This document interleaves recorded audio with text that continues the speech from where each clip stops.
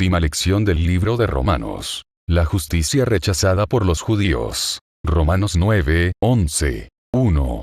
Porque Israel fue puesto a un lado. Pablo expresó su gran tristeza por la condición en que se hallaba Israel por causa de su rechazo a Cristo. Después él enumeró los privilegios especiales que Israel había gozado. En los versículos 4 y 5 se mencionan 8. Adopción, gloria, pacto, ley, culto, promesas, patriarcas y Cristo. Israel tenía una elección espiritual. Pablo les mostró que no fueron justificados por decir que Dios fue injusto porque había dado la salvación a los gentiles también. Ellos culparon a Dios, diciendo que Él les había puesto a un lado, reemplazándolos con los gentiles. Pablo les enseñó que Dios es un Dios de justicia. Siempre había tenido interés en todas las razas, pero los judíos habían pensado en Él como un Dios nacional, interesado solo en ellos. Este no había sido el caso. Ninguna nación o individuo puede ser justificado en su vista si no cree su palabra. Abraham fue el antecesor natural de un linaje carnal o terrenal. Él era el padre en la fe de todos los que creen, sean miembros de este linaje carnal o no. Siendo que la simiente en quien Dios escogió realizar su pacto abrahámico es Cristo, Gálatas 3, 16, Israel nacional no puede tener estas promesas cumplidas hasta que las acepten en Cristo. Dios, siendo el creador de todo, tiene el derecho de hacer como le agrada con lo que Él ha creado. Sin embargo, aunque Él es soberano, la voluntad divina nunca es irracional o injusta. Moisés y Faraón fueron dados como ejemplos de la justicia del método divino de Dios con Israel. Los mensajes y juicios no fueron la causa, sino la ocasión de endurecer el corazón de Faraón. Los mismos mensajes y juicios que endurecieron el corazón de Faraón causaron que otros se rindieran a Dios. Los profetas habían predicho la ceguera de Israel y la misericordia a los gentiles y, excepto por la misericordia de Dios, Israel habría sido destruido completamente. Los gentiles habían obtenido la justicia porque la buscaron según como agradaba a Dios, por la fe. Los israelitas no la habían obtenido porque la buscaron según como les agradaba a ellos, por las obras de la ley. 2. Israel en el presente. Romanos 10. Israel necesitaba ser salvo. Por buscar establecer su propia justicia, ignoraron la justicia de Dios. Eran celosos pero ignorantes y por tanto, fallaron en entender que la ley fue cumplida en Cristo, y que la justicia era por la fe. La condición de Israel fue señalada por 3 elementos. A. Ignorancia. B. Esfuerzo. C. Fracaso. La condición actual de Israel es debida a su pecado de incredulidad y su falta de voluntad de rendirse a la justicia de Dios. Era solamente por la gracia divina que los gentiles fueron aceptados, mientras que el rechazo de Israel fue causado por negar la gracia y confianza en sus propias obras. La salvación es universal en su alcance, siendo propuesta por toda la humanidad.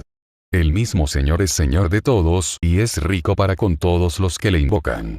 Está listo a derramar la abundancia de su gracia sobre cualquiera que le invoca. Una proclamación universal del Evangelio fue absolutamente necesaria. Dios ha puesto la palabra de paz y de fe en la boca de todos. Esa palabra es confesar versículos 9, 11. Invocar al Señor, versículos 12, 13. La salvación es disponible a ambos, judíos y gentiles. El judío no se goza de la salvación hoy día porque se negó a obedecer la regla para alcanzarla. 3.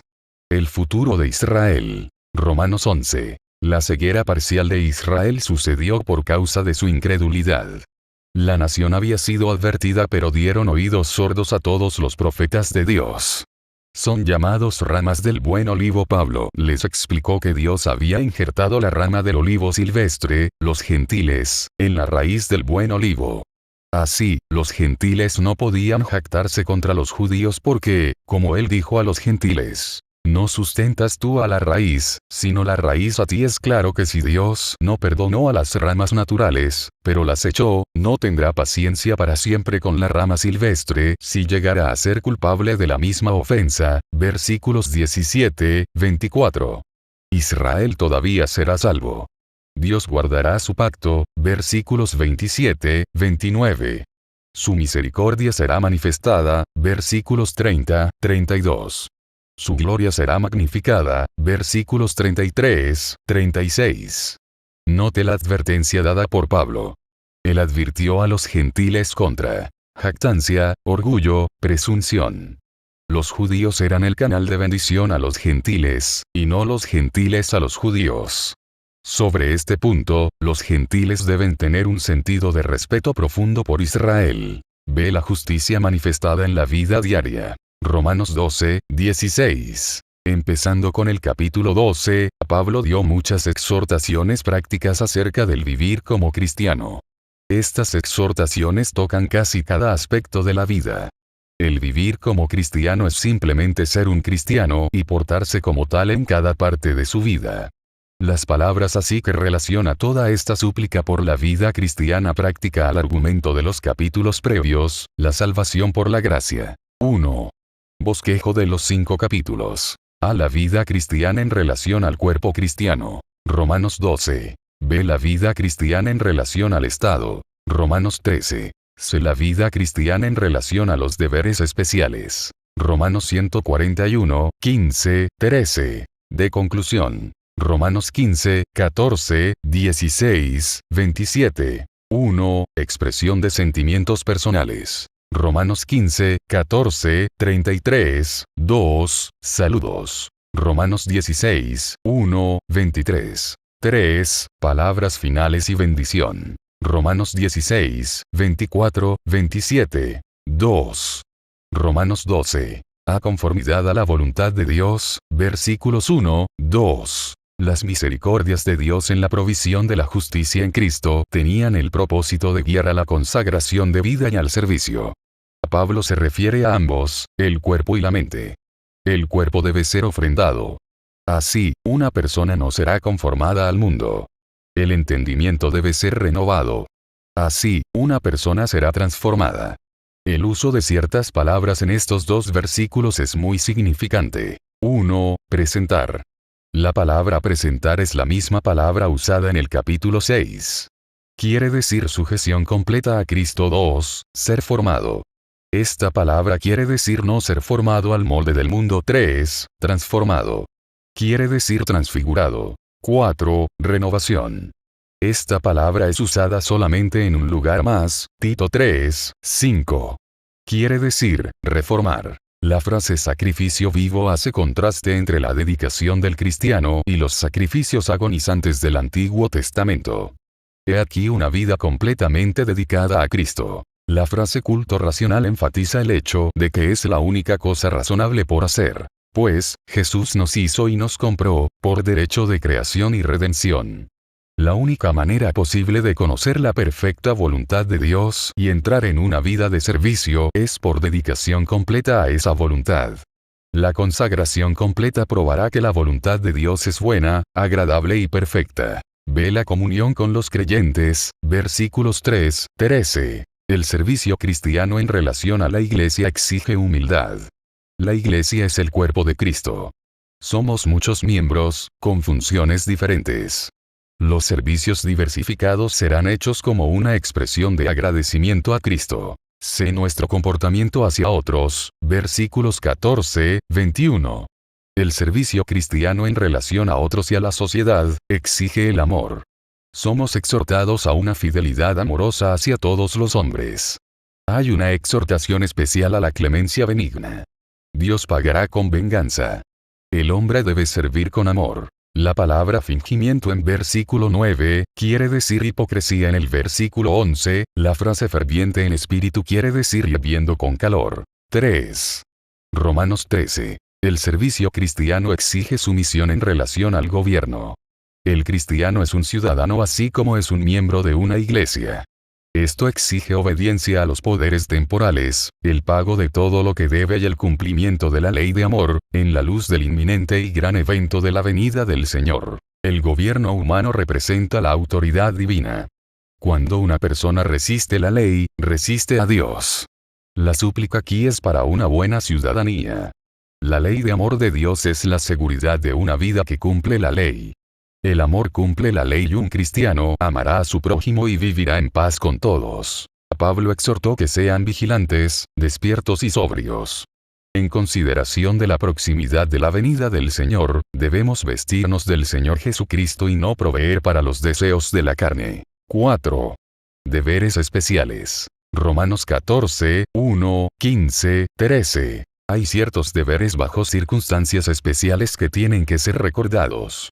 Tenemos que respetar la conciencia de nuestros hermanos cristianos, siendo que algunos tal vez tengan convicciones respecto a la observancia de días y el comer ciertas carnes. Los que son fuertes deben ser tiernos. Los que son débiles deben ser cuidadosos.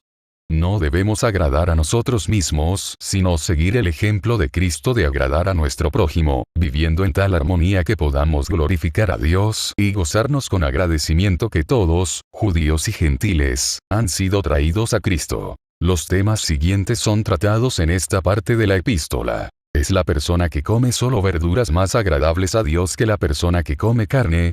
¿Es la persona que adora un día más justa que la persona que estima todos los días iguales?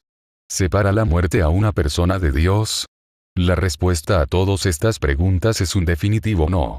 Sin embargo, las primeras dos preguntas, no debe haber condenación contra el hermano débil que come solo verduras o el hermano que estima un día más que los otros. El amor debe gobernar las acciones de los creyentes. 5. Conclusión. Romanos 16. El capítulo 16 consiste mayormente en saludos a los creyentes que moraban en Roma.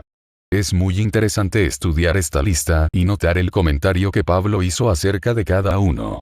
Priscila y Aquila eran, para él, como miembros de su propia familia, pues su asociación había sido muy íntima. Andrónico y Junias eran parientes suyos que habían sido salvos antes que él. Es posible que las oraciones de ellos tuvieran mucho que ver con su conversión. Otro pariente es mencionado en el versículo 11, Herodión. En el versículo 13, Pablo se refiere a la madre de Rufo. En alguna parte en sus viajes esta mujer cristiana había sido como una madre para esta dedicación apóstol y él se acordó con gratitud de sus tiernos cuidados. Pablo advirtió a los creyentes romanos del peligro de prestar atención a los maestros falsos. Sin embargo, eventualmente esto es exactamente lo que sucedió en Roma. Para el siglo VII, el papado mismo estaba entronado allí. La bendición, que concluye la epístola, es una señal que la epístola es verdaderamente de Pablo. Final del estudio del libro de Romanos. La epístola de Pablo a los Romanos.